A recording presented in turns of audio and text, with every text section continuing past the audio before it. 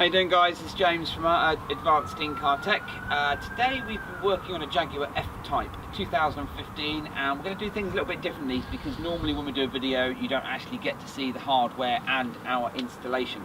So this is where we have fitted the rear view camera. It's a bespoke or custom install because the factory camera on this particular vehicle actually sits vertically in the bumper. The problem is with that is on a sunny day you get some really bad sun glare.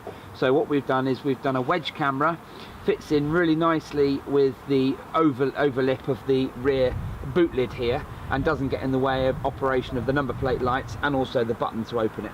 So now we're going to jump in the car and show you how it works. Okay, so we are now sat in the car. I've just turned the ignition on, you might have heard that. So just like most of the other rear view cameras, it's simple enough. You just put the car into reverse gear.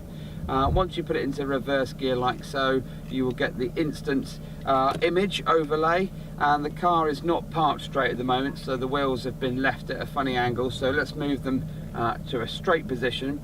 Now these guidelines are, as they are called, they are just guidelines. You've got the optical overlay for the front and rear park assist, or OPS. And these guidelines here, because of the custom camera, you can actually turn those guidelines off, but they're there to do a job for you. So if the steering wheel was still looking at you and appeared to be straight, you could be one turn off to the left or right. So let's move it back around at the moment.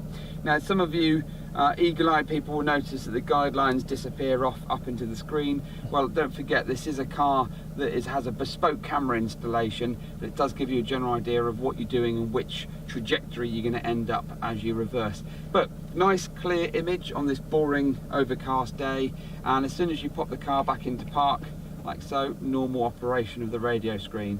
So when you hit the parking button on the left hand side of the screen, it doesn't actually affect the camera. You have to physically put it into reverse park mode or reverse mode to get the graphics or the image overlay as well.